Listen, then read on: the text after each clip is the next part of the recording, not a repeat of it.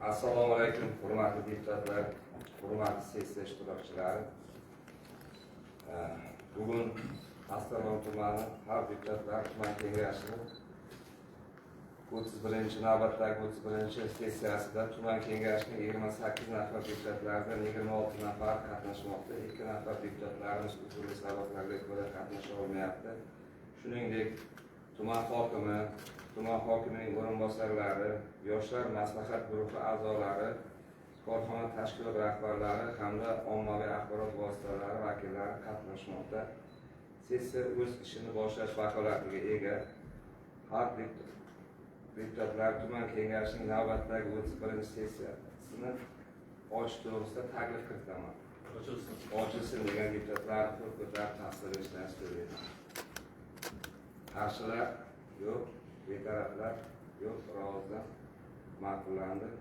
Har deputatlar tuman kengashining navbatdagi 31-sessiyasini ochiq deb e'lon qiladi.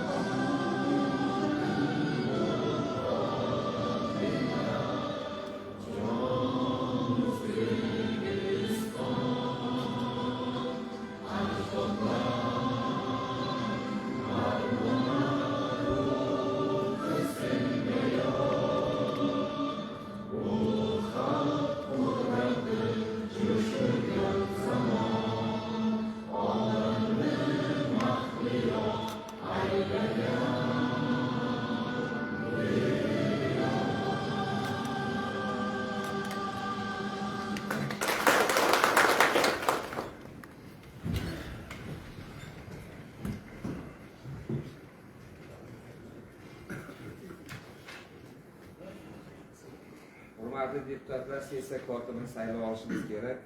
Sessiya kotibligiga 6-Do'mbas saylov okrugidan saylangan tuman kengashi deputati Jumanova Saodat Isoqovni saylash to'g'risida taklif bor. Boshqa takliflar bormi? Ma'qul degan deputatlarni qo'l ko'tarib tasdiqlashlar. Qarshilar yo'q, betaraflar yo'q. Marhamat, Saodat Isoqovni shaklishingiz mumkin.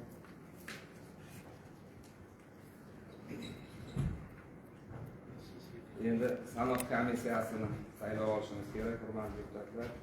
Sanoq komissiyasi raisi etib 16-Qo'nchalboq saylov okrugidan saylangan deputat Jabborova Dilnoz Usarovni, a'zolari etib esa 17-Chandir saylov okrugidan saylangan deputat Altibayeva Muhtaram Ro'zmamatovni va 18-Bag'onali saylov okrugidan saylangan deputat Qilichev Ma'ruf Ma'murjonovni saylash to'g'risida taklif bor. Boshqa takliflar bormi?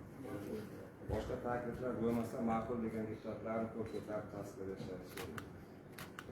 Qarshilar yo'q, betaraflar yo'q, bir ovozdan ma'qul. Mahkamah San'at komissiyasini tashkil mumkin. Hurmatli deputatlar, sessiya kun tartibida 6 ta masala kiritilgan bo'lib, ma'ruzalar uchun 10 daqiqa, so'zga chiquvchilar uchun 5 daqiqa berilib, sessiya ishini tanaffus 1 soat atrofida tugatish taklifi bor. Sessiya kun tartibida ish tartibini tasdiqlansin degan deputatlarni qo'l ko'tarib tasdiqlashni so'rayman. Qarshilar yo'q, betaraflar yo'q, bir ovozdan ma'qul. Kun tartibidagi birinchi masala O'zbekiston Respublikasining ayrim qonun hujjatlariga qo'shimcha va o'zgarishlar kiritish to'g'risida 15-iyun 2026 yildagi 1153-son qonuni ijrosini ta'minlash haqida ushbu masalalar bo'yicha so'zga chiqishingiz shart emas. Sherali Abdualimovich, qisqacha tushuntirib bersangiz, qanaqa o'zgartirish kirityapti shuni. Assalomu alaykum, hurmatli deputatlar. 930 qonun yangilanyapti. Buni hozir qarorlaringiz bor. Bizlar tumanda ham ko'plar xatolar bo'lib qolgan. Kadastrda oldin bu komissiyamizda yo'q edi. Mas'uliyati mahalla raislarini yangi ish guruh shakllanyapti. Har tashkilot, har bir rahbar mas'ul o'zining mas'uliyati bor. Shu bo'yicha shu yondashib noqonuniy qurilmalarni e'tirof qilish bo'yicha. Bu masala bo'yicha bu kishiga savollar bormi? Sizga qarorlardan tarqatilgan savollar bo'lmasa o'tiravering. Ushbu masala yuzasidan so'z Pastdarg'om tuman kengashining agrar suv xo'jaligi va ekologiya masalalari bo'yicha doimiy komissiyaga berdi. Demak, mazkur masala bo'yicha O'zbekiston Respublikasining 15/06/2026 O'zbekiston Respublikasining ayrim qonun hujjatlariga qo'shimcha va o'zgartirishlar haqida OFQ 1153-sonli qonunning ijrosini ta'minlash haqida ushbu masala, demak, agrar suv xo'jaligi va ekologiya masalalari bo'yicha doimiy komissiya yig'ilishida muhokama qilindi. Ma'lumot dastlabki tarzda doimiy komissiya yig'ilishida muhokama etilib, tegishli qaror qabul qilindi va sessiya kun tartibiga kiritildi. Hurmatli deputatlar, sizlarning ushbu masala bo'yicha tarqatilayotgan qaror loyihasini qo'llab-quvvatlashlaringizni so'raymiz. Rahmat. Qo'shimcha takliflar bormi? Marhamat. Qo'shimcha qilib o'tmoqchi edim. Shu yerda ishchi guruh tarkibi yangilanyapti. Hurmatli o'rinbosarimiz aytgandek, avval mas'uliyat 937da konkret berilmagan edi. 1153da mas'uliyat belgilab berildi. Demak, tuman hokimligi hamda kadastr bo'limi va arxitektura bo'limi va har bitta mahallaning raisi javobgar hisoblanadi. Agarda bittagina xatolik ketsa, chunki fuqarolarning sarsongarchiligi juda ham ko'payib ketgan. Mahalla raisi bundan bexabar. Masalan, qachon qurilgan uyini nimasi boshqa tashkilot qo'yib beryapti. Agarda mahalla raisi qo'yib bersa, haqqoniylik 100% natijaga erishishga mumkin. Shuning uchun bu yerda mahalla uyushmasini chaqirtirgan edik. 100 ta raisni chaqirgandan ko'ra har bitta raisga yetkazilishi kerak. Hozir tumanimizda 24 ta bo'lgan, nechta mahalla o'tdi hozir? 35 ta mahalla o'tayotgan bo'lsa, 65 ta mahalla hal turibdi. Shunga mas'uliyatni kuchaytirishimiz kerak. Rahmat. Bo'lmasa siz mashrab shu qonunni olib, Sherali akadan mahallalarga yetkazishingiz kerak. Raislar his qismida bu narsani. Bu bilan tanishib chiqdik. Ishchi guruh komissiyasini muhokamasida qatnashdik. Buni yetkazdik. Qolganlari yana takror eslatib yetkazishda Mana komissiya a'zosini ro'yxatini ham har bitta mahallaga beringlar, kimlar borligini bilsin. Shu masala bo'yicha sizlarga qaror loyihasi tarqatilgan. Hurmatli deputatlar, qaror loyihasiga qo'shimcha takliflar bormi? Yo'q bo'lsa, ma'qul degan deputatlarni qo'l ko'tarib tasdiqlashlar. Qarshilar yo'q, betaraflar yo'q, birovimiz ma'qul. Kun tartibidagi ikkinchi masala O'zbekiston Respublikasi Prezidentining tumandagi xalq qabulxonasi tomonidan 2026-yilning o'tgan 6 oy davomida faoliyati haqida axborot uchun so'z O'zbekiston Respublikasi Prezidentining tumandagi xalq qabulxonasi bosh mutaxassisi Amir Rahimov Sherbek olti bash o'g'liga beriladi. Marhamat.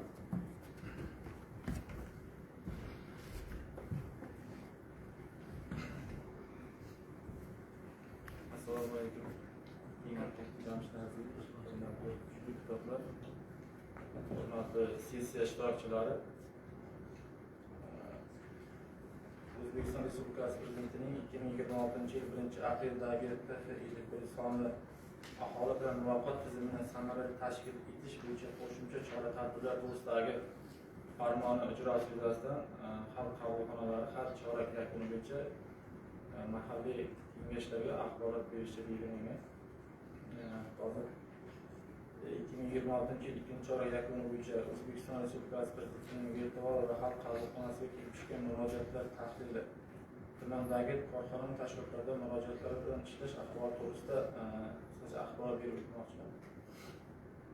O'zbekiston Respublikasi Prezidentining virtual va xalq qabulxonasiga 2026-yil o'tgan 6 oy davomida Hozirxon tumani aholisidan 4432 ta masalada murojaatlar kelib tushgan.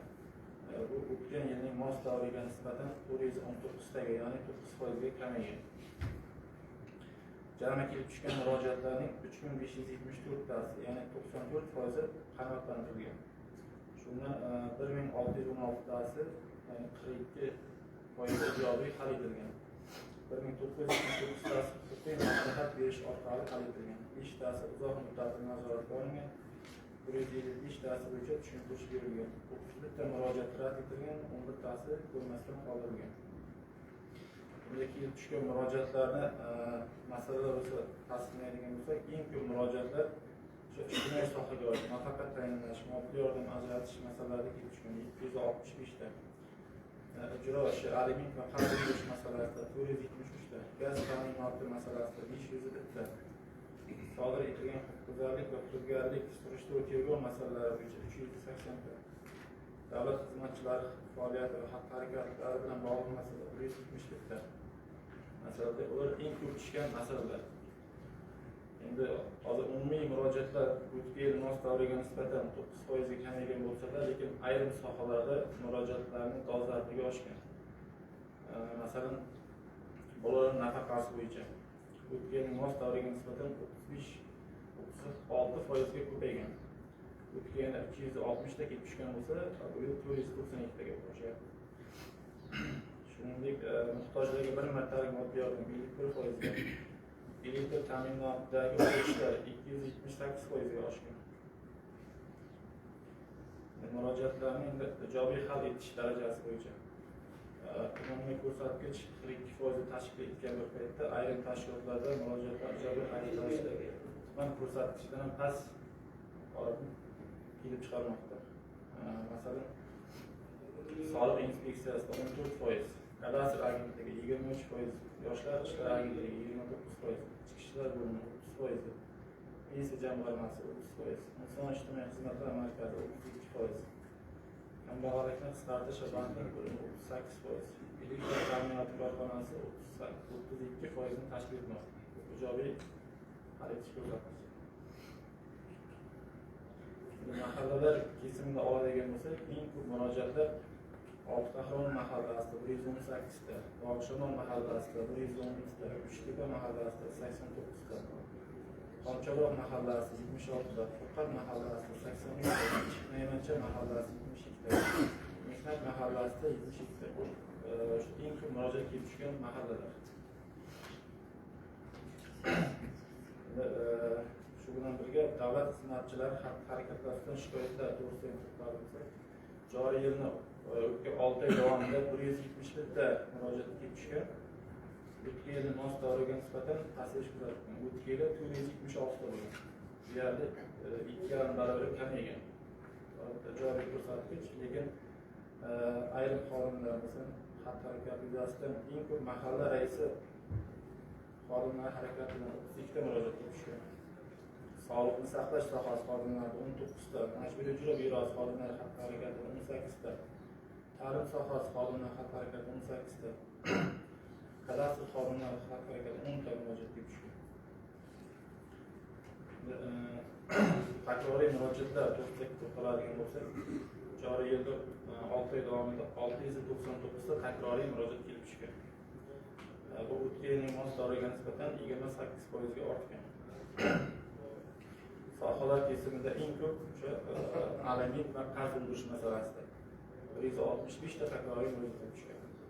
Gaz ta'minoti bo'yicha 99 ta takroriy murojaat, nafaqa tayinlash, moddiy yordam ajratish masalasida 69 ta, elektr energiya ta'minoti bo'yicha 34 ta, xodimlar xatti-harakat yuzasidan 26 ta takroriy murojaatlar kelib tushgan. Tashkilotlar kesimida tahlil qiladigan bo'lsak, eng ko'p takroriy murojaatlar o'sha inson ijtimoiy xizmatlar markazida 59 ta, majburiy ijro byurosida 52 ta, elektr ta'minot korxonasida 28 ta, gaz ta'minoti korxonasida 23 ta takroriy murojaatlar kelib tushgan. Murojaatlarni ko'rib chiqish muddati buzilish holatlari bo'yicha tumandagi tashkilotlarda murojaatlar ko'rib chiqish bo'yicha 60 ta murojaatni ko'rib chiqish muddatlari buzib yorilgan. Bu bo'yicha eng ko'p tuman elektr tarmoqlari korxonasida 28 ta, tuman tibbiyot birlashmasida 12 ta, tuman startish va bandlik ta'minlash markazida 2 ta, tuman prokuraturasida 4 ta, hozirgi tuman gaz ta'minot bo'limida 1 ta, majburiy ijro byurosida 1 ta, mahallalar uyushmasida 1 ta murojaat muddati buzilib tizimga kiritilgan. Bu bo'yicha misollar keltirish mumkin. Masalan, misollar shart emas. Qaror loyihasi tarqatilgan. sayyor qabullar bo'yicha Shu bo'yicha gap. sayyor qabullar mana reja jadvallari tasdiqlangan, bo'yicha o'tkazib kelinyapti. Mana o'tgan 6 oy davomida 149 ta sayyor qabul o'tkazilishi kerak rejalashtirilgan bo'lsa, shundan 133 tasi o'tkazilgan. Lekin ikkinchi chorak davomida ayrim tashkilotlar sayyor qabul reja grafik tasdiqlangan bo'lsa, o'tkazmasdan kelyapti. Tibbiyot birlashmasi, yoshlar ishlari agentligi, elektr tarmoqlari korxonasi, soliq inspeksiyasi reja grafik qilingan bo'lsa-da, sayyor qabul o'tkazmagan. Shuningdek, ayrim tashkilotlar sayyor qabul o'tkazgan bo'lsa-da, nomiga rahbar bo'lmaydi yoki mutaxassis yuboradi. Masalan, suv ta'minoti bo'limi, ulardan foydalanish korxonasi shaxsan rahbar bo'lmagan mutaxassisni yuboradi. Nomiga tashkil qilish holatlari mavjud.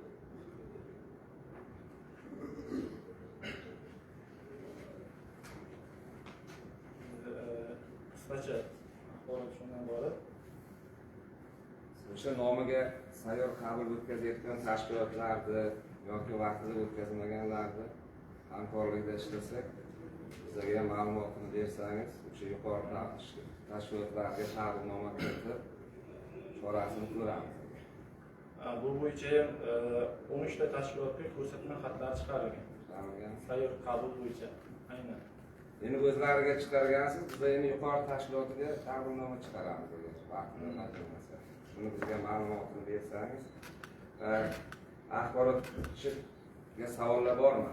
Yo'q, savol emas. Shu 71 shunaqa band keltirilganki, amaliyot qonunchilikda bu ishlargacha xalq qabulxonasini axborotini eshittirdik mudirini.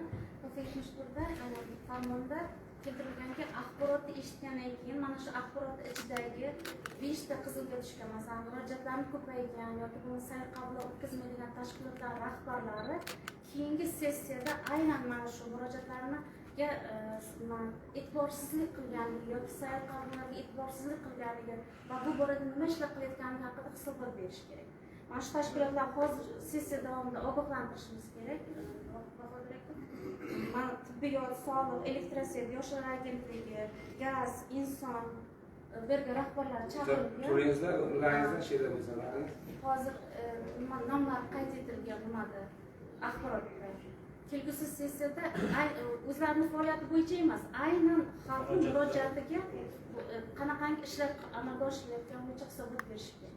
Bo'lmasa, mana eshitilaringiz, mana 5 ta tashkilot keyingi sessiyaga aynan mana Sherbek Olto'xtash o'g'lini aytgan e'tiroziga tayyorgarlik ko'rib kelasizlar, masala kiritamiz. O'sha kechikkanini, yuzaki o'tgan hammasini joyiga qo'yib berishlaringiz kerak. Bo'lmasa bizga keyin taqdimnoma kiritamiz. Boshqa o'tiringlar, rahmat. Boshqa savollar bormi? Hurmatli deputatlar. Savollar bo'lmasa ushbu masala yuzasidan so'z tuman kengashining korrupsiyaga qarshi kurash va xavfsizlik masalalari bo'yicha doim komissiyaga beriladi. Assalomu alaykum. O'zbekiston Respublikasi Prezidentining tumandagi xalq qabulxonasi tomonidan 2026-yil o'tgan 6 oy davomidagi faoliyat haqida xalq deputatlari Qozog'iston tuman kengashining korrupsiyaga qarshi kurash va xavfsizlik masalalari bo'yicha doimiy komissiyasi yig'ilishida muhokama qilindi. Ma'lumot dastlabki tarzda doimiy komissiya yig'ilishida muhokama etilib, tegishli qaror qabul qilindi va sessiya kun tartibiga kiritildi. Hurmatli deputatlar, sizlardan ushbu masala bo'yicha tarqatilgan qaror loyihasini muvofiqlashlarini so'raymiz. Rahmat. Shu masala bo'yicha ham sizlarga qaror loyihasi tarqatilgan, hurmatli deputatlar. Ushbu qaror loyihasiga boshqa takliflar bo'lmasa ovozga qo'yaman, roziman degan deputatlarni ko'rsatib ishtirok so'rayman. Qarshilar yo'q, betaraflar yo'q, bir ovozdan ma'qullandi. Rahmat, joyingizga o'tirish. Kun tartibidagi 3-masala Pastdarg'om tumanida mavjud ehtiyojmand oila xonadonlarini energiya tejamkor qilib ta'mirlashga qo'shimcha mablag' ajratish to'g'risida ushbu masala yuzasidan so'z tuman kengashining mahalliy byudjet tadbirkorlikni rivojlantirish va iqtisodiy islohotlar masalalari bo'yicha doimiy komissiyaga beriladi. Hurmatli deputatlar, bu oldindan mablag' ajratgan edik, yetmay qolgan qismiga yana oldindan qo'shimcha mablag' ajratiladi. Ma'lumot tushunib ketyapti. Marhamat. Assalomu alaykum, hurmatli sessiya raisi, hurmatli deputatlar,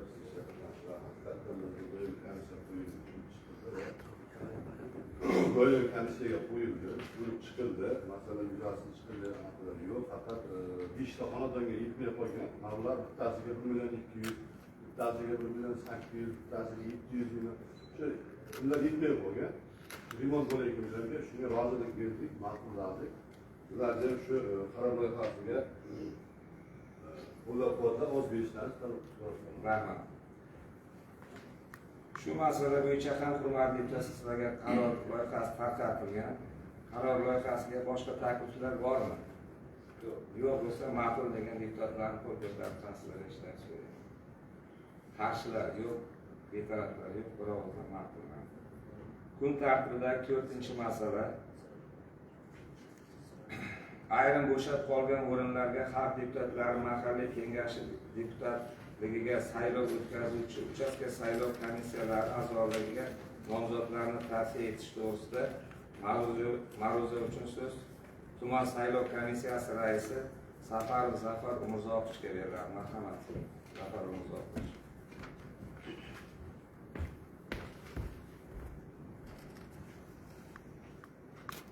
Assalomu alaykum, hurmatli Jamshid Azizovich, raislik etuvchi hamda sessiya ishtirokchilari. Xabarlarimiz bor, xalq deputatlari Pastdarg'om tuman kengashini bo'shab qolgan 1-Go'zalkent hamda 20-Arabxonasida joylashgan saylov uchastkalarida qaytadan saylovlarni o'tkazish bo'yicha joylardagi uchastka saylovlarida komissiya a'zolarini tavsiya berishimiz kerak edi. Bu bo'yicha hozir shu 8 ta uchastka bo'yicha nomzodlarni tavsiya beramiz. Bunda 1-Go'zalkent saylov okrugi bo'yicha 688-uchastka saylov uchastkasida Usarov Sadriddin komissiya raisligiga, Rustam va Gulxoya komissiya kotibligiga, Toshmurodova Munira, Xoliqulov Oybek, Hojiyev Sardor, Niyozova Oyimxon, Kubayeva va Gulbahorlar komissiya a'zolariga tavsiya berilgan. 689-uchastka bo'yicha Murodov G'ayrat komissiya raisligiga, Mardonov O'tlab komissiya kotibligiga, O'razova Shodiya, Qozoqov Samariddin, To'xtashev Timur, Salim Jasurbek, Narbekova Mavludalar esa komissiya a'zolariga nomzodlar berilgan. 690-uchastka bo'yicha Rustam Suprov komissiya raisligiga, Xoliqulova Bozorgul esa komissiya kotibligiga, Jalmatova Gulmira, Shoniyozova Sojida, Nasriddinov Abror, Hakimova Bobor, Muqimova Soralar esa komissiya a'zolariga nomzodlar berilgan.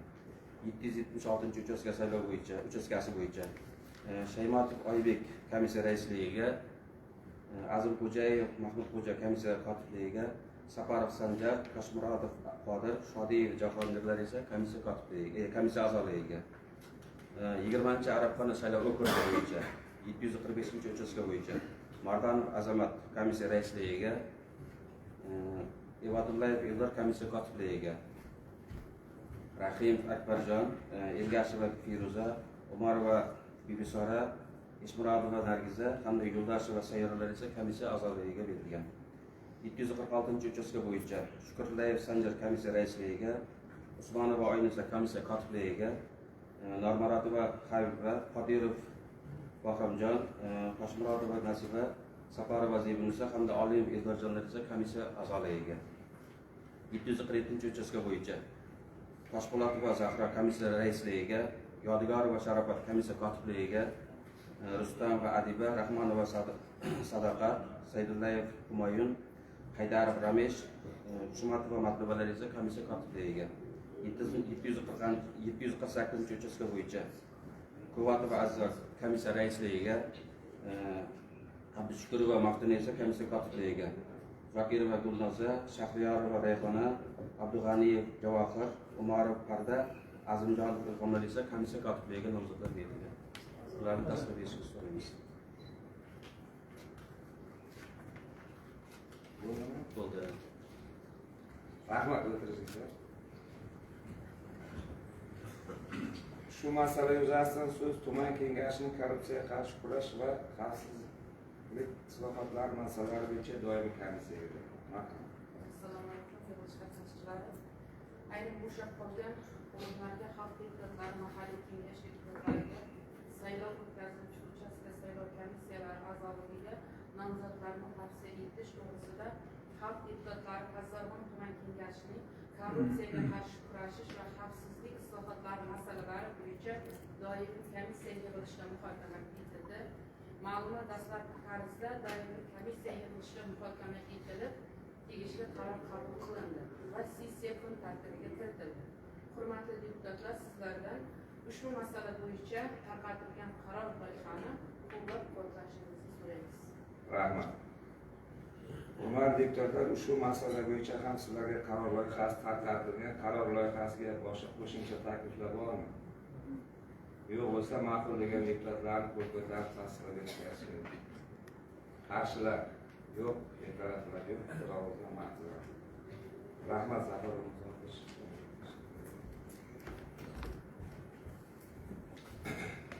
Kun tartibidagi 5-masala tuman elektr ta'minot korxonasi tomonidan korrupsiyaga qarshi kurash va korrupsiyani oldini olish bo'yicha amalga oshirilayotgan ishlar to'g'risida ma'ruza uchun so'z tuman elektr ta'minot korxonasi rahbari Kandaharov Ahror Nazarbayevga beriladi. Marhamat, Ahror Nazarbayev.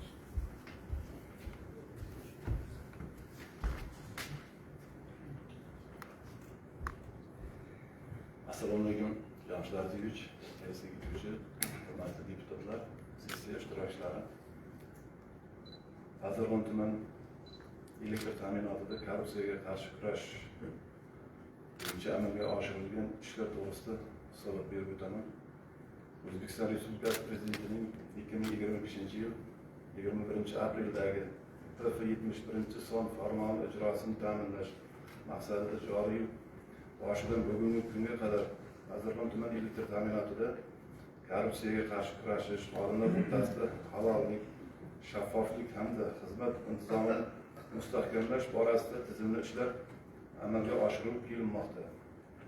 Jumladan, haftaning har dushanba kuni xodimlar ishtirokida korrupsiyani oldini olishga qaratilgan yig'ilishlar, davra suhbatlari, o'quv seminarlar hamda tushuntirish tadbirlari muntazam ravishda tashkil etilgan. Shuningdek, tuman madaniyat uyida hududiy elektr tarmoqlari aksiyadorlik jamiyatini korrupsiyaga qarshi kurashish bo'yicha mas'ul xodimni ishtirokida tuman elektr ta'minoti xodimlari va ularning oilalari a'zolari uchun targ'ibot tadbiri o'tkazildi. Unda O'zbekiston Respublikasining korrupsiyaga qarshi kurash sohasida qonunchiligi, odob-axloq qoidalari, manfaatlar to'qnashuvini oldini olish, korrupsiyaga nisbatan murosasizlik tamoyillari hamda xizmat vazifalarini halol vijdon va qonun talablari asosida bajarish zarurligi yuzasidan batafsil tushuntirishlar berib o'tildi. Shuningdek, korrupsiyaviy holatlarning oldini olish hamda xodimlar va fuqarolarda korrupsiyaga nisbatan murosasiz munosabatni shakllantirish maqsadida tuman elektr ta'minotining barcha xizmat xonalariga korrupsiyaning salbiy oqibatlari, uning oldini olish hamda murojaat qilish tartibi haqida targ'ibot materiallari va ogohlantiruvchi e'lonlar joylashtirildi. Kelgusida buzarliklarni oldini olish maqsadida profilaktik tadbirlarni yanada kuchaytirish, xodimlarning huquqiy madaniyati va shaxsiy mas'uliyatini oshirish, ichki nazorat mexanizmlarini takomillashtirish hamda korrupsiyaga sabab bo'luvchi omillarni o'z vaqtida aniqlash va bartaraf etishga qaratilgan qo'shimcha chora-tadbirlarni amalga oshirish rejalashtirilgan. Xulosa o'rinda ta'kidlash joizki, Pazdarg'om tuman elektr ta'minotida korrupsiyaga qarshi kurashish yo'nalishida tizimli ishlar izchil davom ettirilmoqda. Tuman elektr ta'minotining barcha xodimlari tomonidan korrupsiyaning har qanday ko'rinishiga nisbatan murosasiz munosabatni shakllantirish kelgusida bunday xatolarga mutlaqo yo'l qo'ymaslik hamda shu borada zaruriy tashkiliy va profilaktik chora-tadbirlarni izchil amalga oshirish ta'minlanadi. Qisqacha Ma'ruza tugadi. Marhamat, ma'ruzachiga savollar bor. Marhamat. Assalomu alaykum. Men 20 saylov deputat Ishbala birlik qabristoniga yaroqsiz holatdagi elektr stullarni stollar deylik shu ichkarida qo'yilganda xalq 2-3 marta murojaat qilib deputatlik so'rovi chiqardi, natija bo'lmadi. Agar yerga qabr qo'yiladigan bo'lsa, keyin uni olib bo'lmaydiganlar. Hozir o'sha mahallaga betonli stolbalar kelib tushdi. Agar iloj kelsa 3 tagini ekan, qabriston chekkasidan olib o'tsa bo'ladi. Agar o'shani olsa juda ham yaxshi bo'lardi. Qalolar telefon qilib murojaat qiladi, qancha keladi, nima qiladi uchun. Mana beton stolbalar kelib tushgan o'shada. Ancha shularning o'zim bor. 3 dona bo'lsa, 5 bola mahallasida. Yo'lning ustida qabriston. Bu 5 bola mahallasi og'ir to'yxonadan bo'lsa kelgan. Bunda hamkor etsa bo'ladi. Og'ir to'yxona o'sha hisoblar kelgan, shundan bilan ketsa bo'ladi. o'tib beraman. Tayyor turibdi, qabriston yo'qda. Rahmat. Boshqa savollar bormi? Marhamat. Assalomu alaykum. Mana shu meni hududimdagi Qoqsoy mahallasiga 3 milliard pul ajratilgan og'ir toifadagi mahallalar qatoriga kiritilganda, mana u yerda bir muammo aniqlandi. Nechta simyog'och almashtirish lozim va nechta transformator kerak deganda 3 ta tipi va 400 ta simyog'och kerak deb bildirganda, muammosi. Sizdan so'ramoqchi bo'lganim, shulardan nechtasi olib berildi joyiga yoki nechtasi ajratildi. Bundan tashqari Guliston mahallasi ham o'sha nimaga dolzarb nimaga tushgan. Bunda ham 2 ta tipi va 250 ta simyog'och kerak bo'lgan.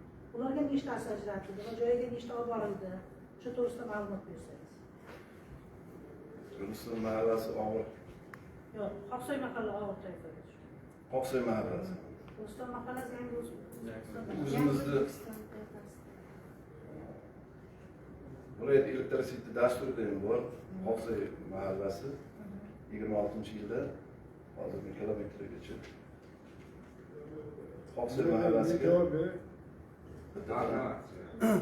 buni endi elektrosit rahbar bilmaydi, bu dastur bo'yicha bo'lyapti.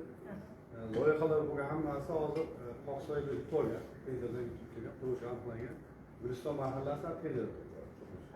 Hammasi o'sha yo'lini, ichimlik suvi, stolni, nima masala bo'lsa bitta quruvchi pudratga yutib, hammasi o'zi qiladi. Xuddi 5 bola mahallasi. Bu elektrosit bajarmaydi ishlarni. Quruvchi pudratni tashlab qo'yadi. Tenderda yutib olgan tashkilotlar. Puli qo'yilgan. Elektrosit aloqasi yo'q. Alohida dasturda bitta transformator punkti bor, Qoqsoy mahallasi. Qoqsoydagi boshlar Gulistonga salom so'ray boshlaydi. Marhamat. Assalomu alaykum, hurmatli sessiya ishtirokchilari. Bir necha bor mana shu sessiya sohasiga murojaat yo'lladik. Endi deputat so'rovi, ana xalqning dardini bilib, Shuni aniq bir realniy javobi kelmadi. Keyin Xalq Demokratik partiyasi jamoasi bilan borib o'rganishlarni bordik-da. Siz emassiz, mendagi inson, mendagi yashaydi. Keyin shuni o'rganish davomida 3 ta masala qo'ydik-da. Mana shu Pastdarg'om tumani bo'yicha o'sha nechta stolbalar mavjud edi va shu bilan qatorda qanchasi yaroqli ekanligi, qanchasi hashar yo'lidan kelganligi. Chunki bizlar nima uchunki bu e'tirozga sabab bo'ldi? Bo'lsin, so'rovni chiqaramiz, shu yerda stolba kerak, haqiqatdan mana terak chiqqan, o'shanga stolba qilib qo'ygan joylar bor, Bo'g'onali hududlarida, Qoraliq joylarida, o'sha hududda. Mana holatda shuni syomka qildik-da, bordikda. Va aniq jiyali bir hisobot ololmadik-da, shu sessiyaga kiritamiz degan maqsadda. Shularni bir nima demoqchimanki, haqiqatan ham nechta stolba qo'yilgan hozirgi kunda va nechtasi yaroqli. Shu bo'yicha aniq hisobotingiz bormi? Endi biz doimiy ravishda deputat so'rov chiqaramiz. Natijasi nima? Faqatgina takroriy yana jo'natishga sabab bo'ladigan javob qilamiz, lekin shunga hayron qolamiz. Bu keyingi yil yo'q, vaqti bilan aniq so'rov, aniq maqsadli kuni yo'q. Shunga bir aniq bir ma'lumot berilsa, shundan keyin o'rganish kerak bo'lgansa korrupsiya bo'yicha bir burchak ham ko'rmadi. Iste'molchilarni o'sha qanaqa tartibda foydalanish, sizdan qanaqangi tartibda qanaqangi masalalarni qo'yish bo'yicha bir yo'riqnoma ko'rmadik. Texnik kabinetimiz bor bizda. Shuni Iste'molchilar bo'yicha burchak. Bor endi. Biza borni ko'rmadik-da shuni. Siz o'zi yo'q edingiz-da. Mana shular bo'yicha bir ishgacha ildirib qo'yganimiz mana shu korrupsiyaga qarshi kurash bo'yicha e'lonlar. Tuman bo'yicha 62 ming dona stolbalar mavjud. Shundan 12 mingtasi haqiqatan yaroqsiz holatda. Uni bosqichma-bosqich almashtiryapmiz. Hozir tuman hokimligining infratuzilma dasturi asosida 350 dona bizga apparat ajratilyapti. Bundan tashqari o'zimizni dastur bilan ham 26-yil dasturida mahallalar kesimida menda ham ma'lumot bor. Bu bo'yicha ham 400 dan ziyod apparat almashtiriladi yil yakuniga qadar. Agar o'qib berilsangiz, qaysi mahallalarda qancha ish qilingan hamma ma'lumot bilamiz. Shartlarimiz zaxirangizda bormi sizda shu qabul deydimi yoki bir Zaxirada hozir 24 dona apparat bor elektrosikda. Shunga bir qabul deymiz yoki bir nima deymiz qo'ymaysizlar, shunga aytamizda bir. Biz kabel yo'q edi. Shu yerda qo'shimcha qilayda, hurmatli deputatlar. Mana shu hokim bo'lgandan keyin birinchi qiziqdim, shu eng aholini 40% murojaati bitta energiya bilan bog'liq. Biz buni ko'tartirgan, ko'p ko'rsatgan, hozir bular buni nima qilganingiz ham imkoniyati shu 24 ta apparat bo'lgan nima degani katta tuman, Pastdarg'om tumani. 100 ta mahalla, 400 mingdan oshiq aholimiz bor. Hozirda muammo nima? Muammo hamma joyda bitta kerakchi bor. Mahallani qo'yib pullar ham olinyapti. Har xil 330 dasturlar bo'yicha ham kelyapti. Yangi og'ir mahalla bo'yicha, yangi O'zbekiston mahalla. Muammo bitta bularni qo'pol qilib cho'loq manipulyator anavi bor texnikasi bor. U buni isbot qilmayapti. Ko'mib ekishga. Shuning uchun men pul ajratdik, o'zlari tashlab bergansiz 1 milliard 500 ming, 1 milliard 200 pul ajratganmiz. Bu Belarusdagi lekin 3 oy o'tish kerak, shuni ham 2,5 oy o'tdi, ya'ni yarim oy qoldi. Bu keladi. Keyin 1 milliard 200 qanchaga bitta manipulyator olyapmiz. Bu ham yerdan kelish kerak. Ular kelganidan keyin tezroq ekilsa, mana shu muammolar o'zidan kamayadi. Seprovod bilan bog'liq masalalari bor edi. Men shu infratuzilma jamg'armasi o'zlari tashlagansa buni ham 1 milliard qancha ajratdik? 270 ming seprovodlar alohida. Stolbaga maqsad 500 milliard 200 bu stol. 1 milliard 200 stolbaga, seprovodga, transformatorga 24 ta megabitli yangi oldik. Buni almashtirdik. Bu ham shu murojaat kamaytirish uchun. Bir 4 tami 3 tasini zapas qilib qo'yibmizki, bir favqulodda bir mahallada yonib ketsa, uni borib katta qo'rg'ondan yoki o'zimizda elektr ta'mir charxini tuzataman deysa, bir hafta vaqt ketadi, 3 kun. Shuni oldini olish uchun zapas qilganmiz. Uni remontga jo'natadi, bu hokimiyat balansi dasturdan olib qo'yadi. Shunaqa tizim qilganmiz. Shu yil yakuni bilan bizda ancha o'zgarish bo'lishi kerak. Mana bu yangi O'zbekiston mahallasi 2 ta 3 ta o'zimizda bitta hisoblardan bo'lib kattadan emas. 9 ta og'irma, jami 27 milliard pulni yana 7 milliardlari kamida yetimlarga sarflangan. To'g'ri, birdan qilib bo'lmaydi, masala ko'p, muammo ko'p. Stolbalarimizda lekin mana endi mahallalardagi xabarlaringiz bor, kecha davlat rahbarining yig'ilishidan keyin mahallalarda o'zini imkoniga kelgan. 10% pul 15% chiqardi. Yuridik shaxslarning mol mulk va solig'i 5%. Sanitariya qoidalarini buzganlik va tartibda talablarni buzganlik bo'yicha jarimalarni 10 qo'ydi. Endi mahallada ham bular juda ko'p bo'ladi. Birinchi navbatda shu mahallada sifatida mana shu asosiy nima deydi muammoga qarasa tezda yechib oladi. Rahmat. Akram akaman. Deputat Abdumurod mumkin tuzatishdan saylov mumkin. Masakon tuman kengashidan registratsiyaga, raygazga, telekommunikatsiyaga biriktirilgan deputat. Hozir deputat savol qo'ydi, sizda korrupsiyaga qarshi kurash bannerlari qo'yilmagan deb. Har dushanba kuni boraman men. Bir safar raygazga, bir safar registratsiyada va telekommunikatsiyada. Hurmatli deputatlar, osilgan shu yerda bannerlar bor. Nima demoqchiman, bizlar bugungi mavzumuz PF71 bo'yicha elektr ta'minotini rahbarini hisobotga eshitishimiz kerak edi. Aynan tashkilotda korrupsiyaga qarshi kurash bo'yicha amalga oshirilgan ishlari, lekin ko'ryapsizki, shu mahallada yurganda, xonadonlarda yurganda deputatlar birinchi navbatda aholimiz shu elektr energiyani uzilishidan ko'proq nima bo'lgani uchun bizlar asosiy mavzu bo'yicha shunday mavzudan chiqib ketdik. Men nima demoqchiman, yilni boshidan beri sizda bitta holat bo'ldi, korrupsiya bilan bitta xodimingiz tushdi. Mana shuni omili bilan qanday kurashdingiz? Masalan, aytdingiz, transformatorni bu yoqdan bu yoqqa ko'chirish bo'yicha mablag' talab qilgan fuqarolardan. Ana shuni o'tgan safar ham sizga aytdim, birinchi grafikini nimadan nima qilmoqchisiz, omillarni aniqlab turib, uni bir chiqish qilib, masalan, transformatorni ko'chirish bu meni xodimimga bog'liq emas, yagona darajaga ariza berasizlar deb bir xalqqa nima qilishlaringiz kerak edi.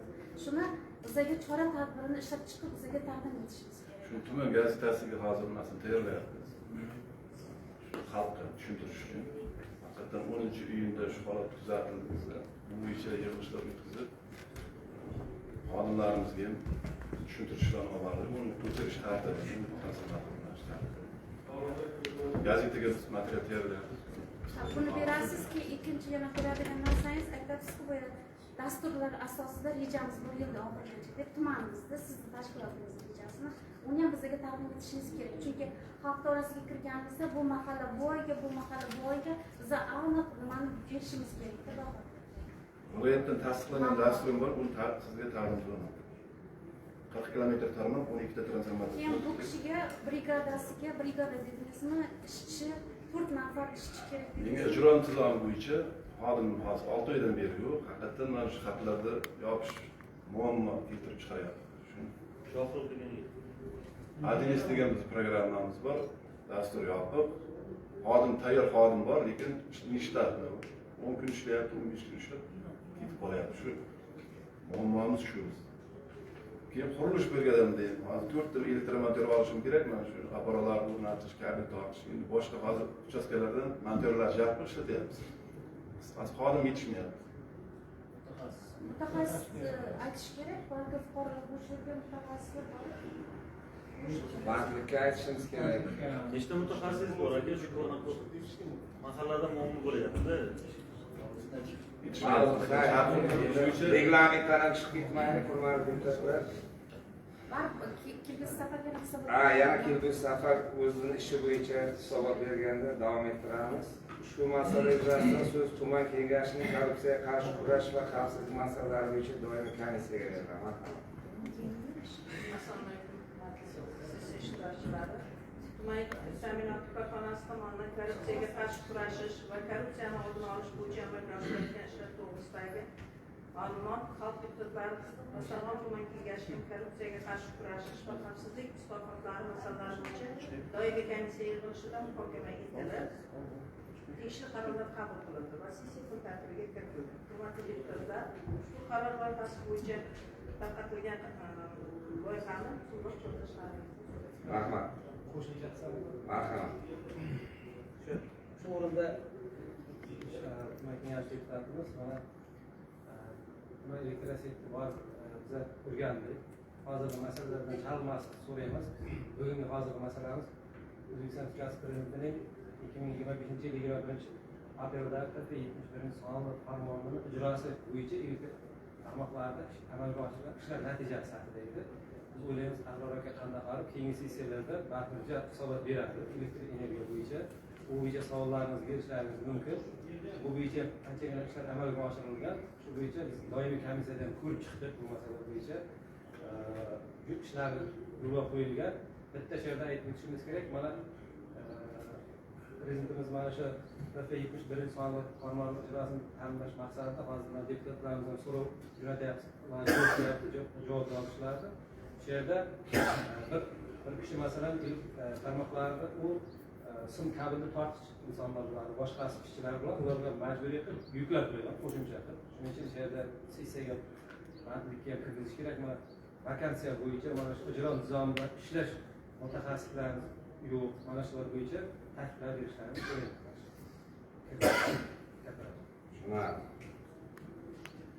Shu masala bo'yicha sizlarga qaror loyihasi tarqatilgan, hurmatli deputatlar. Qaror loyihasiga boshqa qo'shimcha takliflar bo'lmasa, shu qaror loyihasini ma'qul degan deputatlarni qo'l ko'tarib tasdiqlab berishlarini so'rayman.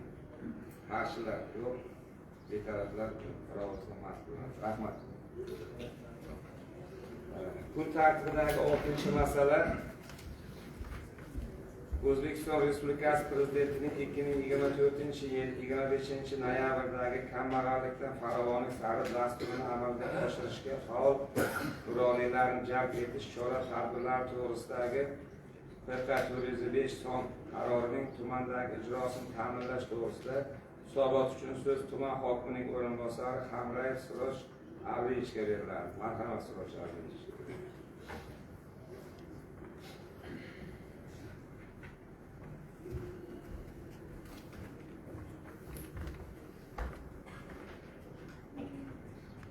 Assalomu alaykum, hurmatli rais, hurmatli deputatlar, sessiya ishtirokchilari. So'zlaringiz bilan O'zbekiston Respublikasi Prezidentining 2024-yil 25-noyabrdagi kambag'allikdan farovonlik sari dasturini amalga oshirishga faol nuroniylarni jalb etish chora-tadbirlari to'g'risidagi FK-405 son qarorining ijrosi Astarlon tumanida qanday holatda olib borilayotgani to'g'risida ma'lumot bilan tanishtirib o'tmoqchiman. Jumladan tumandagi 100 ta mahalla fuqarolar yig'inlaridan katta hayotiy tajribaga ega bo'lgan obro' e'tiborli 3 nafardan faol nuroniylar tanlab olinib, jami 300 nafar faol nuroniylar ro'yxati tahliliy o'rganib qayta shakllantirilgan. Tanlab olingan faol nuroniylarning 296 nafariga 1472 nafar reyestrda turuvchi oilalar biriktirildi. Faol nuroniylar tomonidan oilalarni o'rganish ishlari sifatli amalga oshirilib, bugungi kunda davom etmoqda. 2026 yil davomida faol nuroniylarga kambag'al oilalarni biriktirishning birinchi bosqichi doirasida ajratilgan xonadonlar ehtiyojlari atroflicha o'rganib chiqildi. O'rganishlar natijasida ushbu oilalarning maktabda ta'lim olayotgan farzandlari uchun 1030 ta yozuv stoli, 1030 ta stol, 1030 ta sport kiyimlari, 1030 ta o'quv qurollari jamlanmasi topshirildi. Shuningdek, nuroniylar tomonidan biriktirilgan oila farzandlarining ta'lim-tarbiya olishiga alohida e'tibor qaratilib, ularning kelajakdagi yutuq kasb egalari bo'lib yetishlari bo'yicha tizimli targ'ibot ishlari olib borilmoqda. Bir nuroniy 10 yoshga mas'ul tamoyili asosida 100 ta mahallalarda 106 nafar hayotiy tajribaga ega bo'lgan zamonaviy fikrlaydigan faol nuroniylar tanlab olindi va ular 1059 nafar uyushmagan, tarbiyasi og'ir, ishsiz, ajrim yoqasidagi yosh oilalar, jazoni o'tash muassasasidagi ozodlikdan chiqqan profilaktik hisobda turuvchi yoshlar va muammoli yoshlarga biriktirildi. 297 nafar uyushmagan, 762 nafar muammolari bo'lgan hamda profilaktik hisobda turuvchi yoshlar bilan nuroniylar mahallalarning yoshlar yetakchilari bilan hamkorlikda doimiy tizimli ishlar olib bormoqdalar. Bu hayotiy tajribaga ega bo'lgan nuroniylar tumandagi barcha ta'lim muassasalariga biriktirish, tumandagi yoshlar tarbiyasi va ularning kasbiy kamolotini qo'llab-quvvatlash maqsadida 128 ta ta'lim muassasalariga 128 nafar hamda 6 ta texnikumga 10 nafar tajribali nuroniylar biriktirildi. Mahalla va ta'lim maskanlarining uzviy hamkorligi doirasida ushbu faxriylarimiz yoshlarga zamonaviy professional bilim hamda ko'nikmalarga egallashda, shuningdek to'g'ri hayotiy yo'l va kasb tanlashda o'zlarining ko'p yillik boy tajribalari va hayotiy saboqlarini ulashib kelishmoqda. Mahallalarda tinchlik, osoyishtalik mustahkamlash hamda nuroniy har bir oilaga mas'ul tamoyilini amalda ta'minlash maqsadida hududdagi 349 ta muammoli va doimiy e'tiborga muhtoj oilaning har biriga keksalar maslahati guruhlaridan bir nafardan umumiy hisobda 349 nafar tajribali va obro'li nuroniylar biriktirildi. Aholining tinchligi va oilalar totuvligini ta'minlash borasida nuroniy jamg'armasi biriktirilgan nuroniylar hamda hamkorlik tashkilotlari o'rtasida hamkorlik yo'lga qo'yilgan. Ushbu sa'y-harakatlar natijasida yarashtirish komissiyasining 86 marotaba muhokama yig'ilishlari tashkil etildi. Shuningdek, tumandagi 100 ta mahallaga biriktirilgan nuroniylar tomonidan xonadonlardagi nizolarni barvaqt aniqlash va ularning jamiyat ma'naviy muhitiga salbiy ta'sir ko'rsatmasdan oldin hal etish bo'yicha manzilli ishlar olib borilmoqda. O'zbekiston Respublikasi Prezidentining PX92 sonli qarori 3-ilovasining 9 va 5 va 7 bandlar ijrosini ta'minlash maqsadida Pastdarg'om tuman nuroniy jamg'armasi bo'limi, Maktabgacha va maktab ta'limi bo'limi, Ma'naviyat ma'rifat bo'limi, Yoshlar ishlari agentligi hamda madaniyat bo'limi bilan hamkorlikda 3 avlod uchrashuvlari hamda ma'naviy ma'rifiy tadbirlar o'tkazib kelinmoqda. 2026 yilning o'tgan 6 oy davomida 75 marotaba 3 avlod uchrashuvlari tadbirlari o'tkazildi. Unda jami bo'lib 12336 nafar ishtirokchilar, shulardan 4356 nafari nuroniylar, 3120 nafari o'rta avlod vakillari, 4860 nafar yoshlar ishtirok etishdilar. Tuman nuroniylar jamoatchilik kengashi mahalladagi keksalarni maslahatli guruhi hamda nuroniylar va ota-onalar kengashlari a'zolari faol nuroniylar tomonidan Obod mahalla, kambag'allikdan farovonlik sari hamda yashil makon dasturlari doirasida, shuningdek chegara hamda olis hududlardagi ishsiz va kambag'allik darajasida yuqori bo'lgan qizil toifadagi mahallalarda ma'naviy ma'rifiy tadbirlar tashkil etmoqda. Shu bilan birga umumiy o'rta maktabgacha ta'lim tashkilotlarida ta'lim-tarbiya jarayoni hamda tuman dehqon bozori, do'kon va dorixonalarda narx-navoning sun'iy oshib ketmasligi ustidan doimiy jamoatchilik nazoratlarini olib borishmoqda. Qisqacha hisobotim shu. Savollar bo'lsa marhamat. Savollar bormi? Bitta taklif bo'ldi. Meni taklifim shundan iborat, mana 2026 yil 6 oy mobaynida 75 marta 3 avlod uchrashuvi o'tkazildi. 2 avlod uchrashuvi o'tkazildi. Albatta, nuroniylarimiz Pastdarg'om tumanida juda aktiv. Hammasi aktiv qatnashadi, yoshlar ham shundayda. Meni birdan bir taklifim, mahalla tizimida ishlaganim uchun o'sha mahallalarimizda qaysidir mahallalarda uyda o'sha olmishdan oshgandan keyin keksalikda bo'yniga olib, uydan chiqmaydigan nuroniy onaxonlarimiz bor, nuroniy otaxonlarimiz borda. O'sha mana uch avlod uchrashuvlariga, ma'naviy ma'rifiy tadbirlarga o'shalarni ham taklif qilib, shu ko'rsatsak, balkim yoshlari bir chiroyli bir o'zlariga yangidan bir nima deydi, ma'naviy oziqa oladimi degan taklifni kiritmoqchiman. Bu albatta mahalla bilan birgalikda bo'ladi. Borda shunaqa keksalikda bo'ldi, nechaga chiqmayman, men endi qaridim, nevara boqaman, chevara boqaman degan onaxonlarimiz, otaxonlarimiz borda, qarayman shularga. Shularga ma'qul bo'lsangiz yaxshi bo'ladi. Bu taklifingiz juda yaxshi. Bugun buni dunyo fani ham o'zini isbotlab turibdi. Chunki bugun nafaqat keksalik, balki bolalik davri ham qisqarib boryapti. Hozir oldinlari 7-8 yoshli bolalar ham bola derdik, hozir ular ham katta odam bo'lib qo'ydi-da. Hamma narsani biladi, internetni biladi, hamma narsani ko'rib bo'lgan. Lekin keksalik davri ham qisqarib boryapti. Sababi ular endi oldinlari 70-80 90 keksa derdik, hozir 50-60 ta o'sha keksalik deb qabul qilishyapti-da odamlar. Buning uchun albatta davlatimiz tomonidan ham turli islohotlar olib borilyapti. Shaxsan faqatgina masalan ta'lim to'g'risidagi qonunning o'ziga ham andragoid, ya'ni kiritilishi, ya'ni keksalar ta'limi. Bugun mana agar Nozim Aliyev bilan birgalikda biz hamkorlikda ishlab, mana shu jamoatchilik bilan ishlasak, ta'lim muassasalarimizda umuman qanaqadir bir kurslarni tashkil qilish mumkin, keksalarni yig'ib, o'sha har bitta mahallada aytganingizdek. Chunki keksalik bo'ldi, bu hayot tugadi degani emasda. Bu hali yana bir davr boshlandi degani. Chunki hech kim keksa bo'lmasdan turib, keksalikni bilmaydi-da, u ijtimoiylashmagan. Inson beshikdan to qabrgacha ijtimoiylashadi.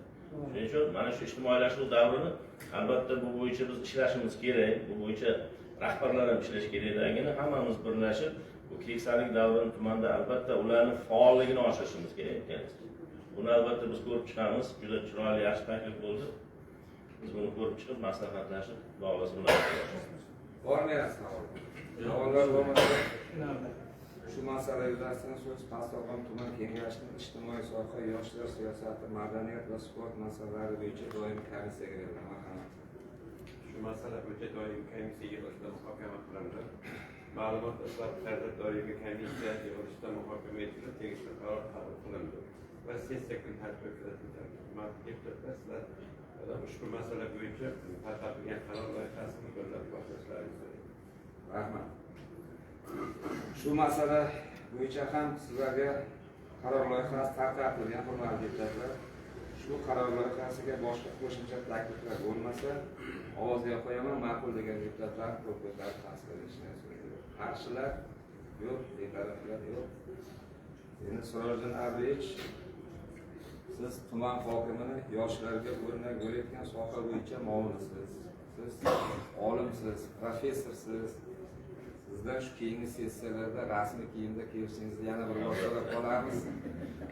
Endi uzr so'raymiz, hozir to'g'ri temir yo'ldan to'g'ri nima deydi? Adbal nimaga deydi? Askarlar Bolalar qabul qilinmay, kabinetga bitta kostyum, bitta oq ko'ylakni ilib qo'ying bo'lmasa. Bo'ldi, buni bu tanqidni o'zimizga qabul qilamiz. Rahmat. Rahmat. Hurmatli deputatlar, Xalq deputatlar tuman kengashining navbatdagi 31-sessiyasidagi kun tartibiga kiritilgan masalalar muhokama etib bo'lindi. Axborot uchun so'z sessiya kotibi Jumanova Saodat Isaqovga beriladi. Marhamat, Saodat Isaqova. Xalq deputatlari Bastarmon tuman kengashining 2026-yil 24-iyul kuni bo'lib o'tgan navbatdagi 31-sessiyasi yakuniga doir sessiya kotibining axboroti. Xalq deputatlari Bastarmon tuman kengashining navbatdagi 31-sessiyasi 2026-yil 24-iyul kuni soat 11:00 da tuman hokimligi zalida chaqirildi. Sessiyada kengashning 28 nafar deputatida 26 nafar ishtirok etdi. Sessiya ishida shuningdek xalq deputatlari, viloyat kengash deputatlari, tuman hokimi, tuman hokimining o'rinbosarlari, yoshlar maslahat guruh a'zolari, tegishli korxona va tashkilotlar rahbarlari hamda ommaviy axborot vositalari vakillari ishtirok etdilar. Sessiyani tuman kengashi raisi 21-bozorchilik saylov okrugidan saylangan deputat Ochilov Bahodir Norquvvatovich olib bordi. Sessiya vakolatli deb rasman ochiq deb e'lon qilindi. Mahalliy davlat hokimiyati to'g'risidagi O'zbekiston Respublikasi qonunining 17-moddasiga asosan sessiya kotibi etilib, 6-son Gumbaz saylov okrugidan saylangan deputat Jumanova Saodat Isaqovna saylandi. Sessiya kun tartibiga quyidagi 6 ta masala muhokama qilindi. Muhokama ma'ruzalar tinglandi. Sessiya kun tartibidagi masala yuzasidan hisobot axborotlar tinglanib, deputatlar tomonidan savollar berildi va fikr mulohazalar bildirildi, takliflar kiritildi. Masala yuzasidan sessiya qaror loyihasi bir ovozdan ma'qullanib, tegishli qarorlar qabul qilindi. Sessiya ishi belgilangan reglament asosida tashkil etildi. Shu bilan xalq deputatlari Bastarmon tuman kengashining navbatdagi 31-sessiya o'z ishini yakunlandi. Sessiya kotibi Jumanova Saodat Isaqovna. Rahmat. E'tiborlaringiz uchun rahmat. Sessiyani yopiq deb e'lon qilaman.